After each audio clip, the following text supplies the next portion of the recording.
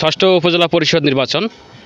আমরা বর্তমান আছি গঙ্গাছড়া উপজেলা পরিষদ নির্বাচনের পদপ্রার্থী জনাব অ্যাডভোকেট মাহমুদুল ইসলাম রানা।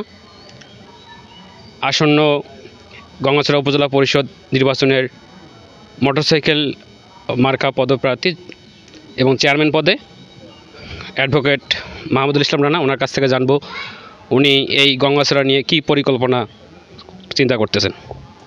জি ধন্যবাদ। আসন্ন উপজেলা পরিষদ নির্বাচন, এই নির্বাচনে আমি একজন চেয়ারম্যান পদপ্রার্থী।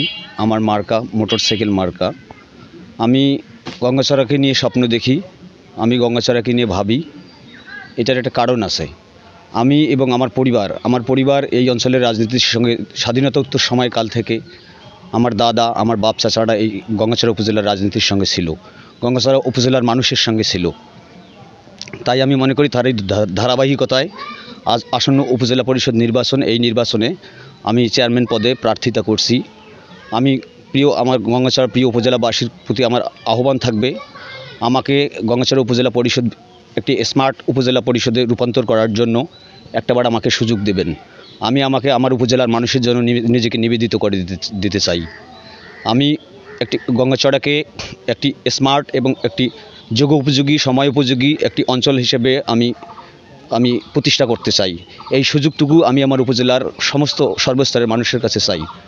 আমি গঙ্গাছড়াকে এভাবেই দেখি, গঙ্গাছড়া একটি অবহেলিত, একটি পশ্চাৎপদ একটি অঞ্চল।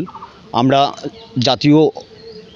জাতীয় উন্নয়ন ও অগ্রগতির সঙ্গে আমরা নিজেদেরকে তেমনভাবে সম্পৃক্ত করতে পারিনি। এটার একটা কারণ আছে, একটা পূর্বের একটা ইতিহাস আছে। আমাদের এই অঞ্চলের আর্থসামাজিক ও রাজনৈতিক অবস্থার বিবেচনায় আমরা দীর্ঘদিন থেকে অবহেলিত।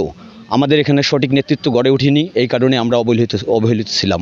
আমি মনে করি যে আমার আজকে এই নির্বাচনে অংশগ্রহণ করার যে যৌক্তিক যে কারণ, আমি মনে করি এটা আমার সামাজিক এবং রাজনৈতিক দায়বদ্ধতা থেকে।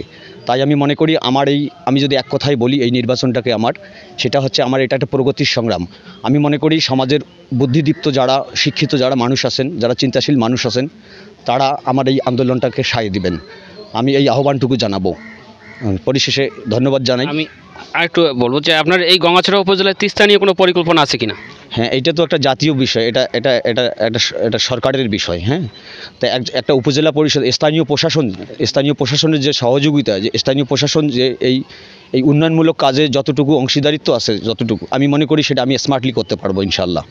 যদি আপনি নির্বাচিত হন তাহলে এখানে শিক্ষিত সমাজের ব্যাপারে আপনি কতটুকু অগ্রসর ভূমিকা রাখবেন? আমি জেনে থাকবেন,